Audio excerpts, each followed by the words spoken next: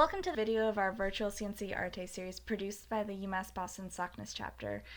In this video, we interviewed anthropology professor José Martínez Reyes, and he talked a little bit about how his passion for playing guitar really influenced and intersected with his research on the Honduras mahogany and how that's used in Mayan culture. We really enjoyed this conversation, and I hope you do too. So, hi everyone, welcome to the third and last edition of Ciencia y Arte virtual sessions, part one. Today, I have the pleasure to meet with José Martínez. Hi, José. Hi, How are you?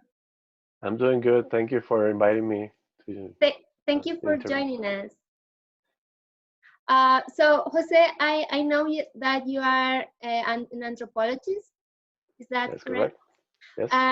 Can you tell us a little bit about your research or what you have been working on lately? Sure. I am a trained anthropologist, and my research focuses on environmental anthropology. So I look at sort of the interrelationship between people and nature. I spent many years researching living and getting to shed light about the relationships of contemporary Maya populations and the forest resources that they depend on for their livelihood. So how they use, how they manage, and how they depend for uh, forest resources for their ways of life. As my research has progressed, I've been interested in the resources that come out of the forest, and one of those that they have used for generations are trees, right? And one of the species,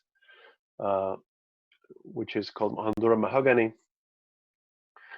it's a marketable species. Is a wood uh, that is commonly used for many things, including furniture, tables, chairs, uh, and and for building, for decks, floors, and also is used for musical instruments.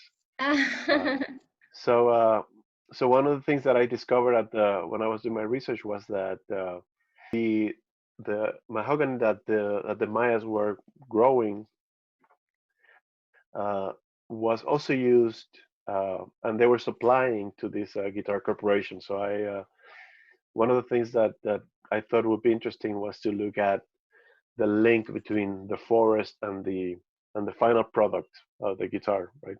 Mhm. So you are also a guitarist, right? I do play guitar. That's why it caught my attention when I found out that they were supplying wood to this guitar company. I thought, oh, that's pretty cool. So And it do caught my they, attention. yeah, and do they have their own instruments too? Like, do they make instruments or they only supply? They there is a small group of Maya that they build instruments. They play music that is called Maya Pash, which is a music that has been influenced by by Spanish and Mexican culture. So they use drums, and they also use a violin, but they Mhm. build the violin out of materials from the forest, Oh. particularly cedar. They also use mahogany. Uh, so it's the traditional music, obviously with influences from other instruments as well. When art come to be part of your life? I guess it's been surrounding me throughout my life. Mm, Not as an active producer. I mean, I did learn how to play guitar when I was in my teens. Uh, Not necessarily thinking that I was going to become a performer or a professional musician, but as a hobby, I did like to play the guitar and sing, uh, and uh, and it's it's kind of like my refuge when I want to sit down and sort of decompress, and it's kind of like a therapy sometimes for me, Yeah. to sort of channel some emotions, because ultimately what music and musical instruments um, are good for, and in particular the guitar, which lends itself to a lot of the nuances and emotions that people can feel in a particular moment, right? Research that I've been looking at this relation of mahogany and guitar production has sort of moved me into looking, and why is it um, that that it is important for humans, that whole connection. Um, so the performance, to answer the question, is ultimately kind of like the outcome of that whole process, and more and more I've been interested about that aspect as well, about why is it that music is so important to express different kinds of thoughts, ideas, emotions, and so on. Mhm. I have to ask this question because it's something I can relate to. Like, um, when you were doing your PhD, how music helped you, or did you have time to play, or you know every path in PhD life is different, but Right. maybe you have some experience you want to share. Yeah, absolutely. Like I mentioned, I hinted that I guess the guitar and music has been kind of like a refuge. Like it's when there's a lot of stress, and you need a moment to sort of have for yourself, and relax, and uh, and sort of channel particular sort of thoughts, ideas, emotions. That's what the guitar represented for me. So I always had a guitar close at hand while I was in graduate school. Well, I did my research. I lived a year with a Mayan community in southern Mexico. So I was in the middle of a of a forest in a Mayan village, uh, and I just had notebooks and a guitar, uh, um, which which was also useful to do the research, because I was able to play and also have people uh, also play the guitar, and it sort of broke the ice in many instances to have conversations, and, uh, and and and to share with people. Yeah. Did you learn some of their music? I learned a few songs. Absolutely. There was a one guy in particular who didn't live in the actual Mayan village, but came in, visited frequently, Hmm. and he did play guitar, and he sang, and he was amazing. He sang many like Mexican rancheras, traditional music, which was really good. And then so I kept visiting, and at another village, I met a younger uh, uh, a younger man who did play the guitar, and he played his own songs in Maya, which was very very nice and beautiful to hear. That sounds so lovely. I like that is to have that experience, and what you said, like this connection, like translate to every. Like I think the music is such a good way to break the ice, to connect. Like even if you don't know everything about the culture, something that you can enjoy that moment of relaxation and just connect with what they are saying, that they are playing. I believe that's wonderful. Like it's magical. Right, uh, absolutely. have you have you learned to play other instruments apart from guitar? Yes, I did learn at some point. Started learning and taught myself to play the Puerto Rican cuatro, which is it's similar to a guitar, but it's smaller, and it has 10 double strings. So I guess similar to a mandolin, like but a little bit bigger. So it's kind of like in between guitar and the mandolin. Okay.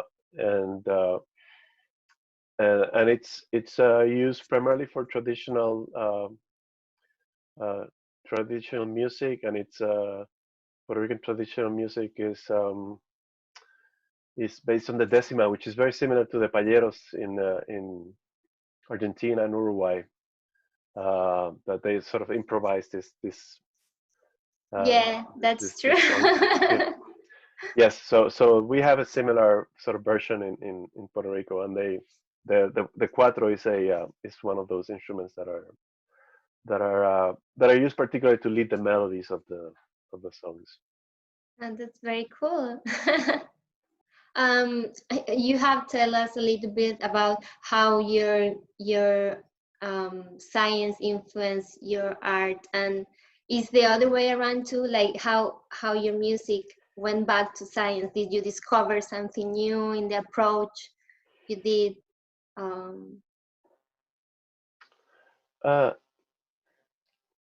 yes, uh, in fact, well, at this moment I'm writing a book about this research on mahogany and music oh, production, and I'm thinking of the book kind of as a song itself, right? Going through the intro and the verses, and then uh, ultimately the coda and the sort of the end, and sort of the kind of have like the sort of the conversation, the message of the research with analogous with with the music, right, or the performance of a piece. So that's a way that it has influenced the way that I'm writing right now, uh, and uh, I think going to the larger question that you pose about arte y ciencia, science and art, and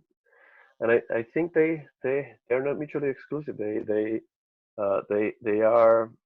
work together. Uh, they both have their strengths and weaknesses, and they can collaborate. They can be united and uh, and convey particular uh, sort of emotions and ideas that science can't, right? mhm, Uh, and uh, and science also can convey particular ideas, messages, facts. But we know that facts alone cannot convince people. I wish we could. I wish in a perfect world. But there are other things, right? We are complex. Humans are complex beings, and we are led by ideas and but also by emotions. mhm. Operate. We live a world in which both are entangled, and sometimes one dominates the other, and but they work together, and they are part of what we are and who we are. So Yeah, um, that's true. yeah, And in this during this time, like this difficult time, did you find yourself going back to music for a bit? all the time, all the time. Yes, every day, every day. We are definitely living in critical times. Obviously, the pandemic, which has sort of dominated the state of the world as we know it, and has sort of made a lot of people sort of rethink how we got here, and what are the things that are sort of causing this kind of outbreaks and so forth. Uh, I hope for the better, right? That we rethink, particularly our relationship with nature and the environment and the resources that are the sort of the source of life. Mhm. That we are keep sort of pushing to the limits more and more. I'm thinking that hopefully when things uh, get better, that we are also able to sort of sing and listen to more happy, upbeat music soon as well.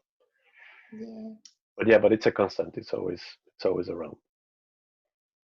yeah, that's true. That's so, it's so important for me too. Like music is such a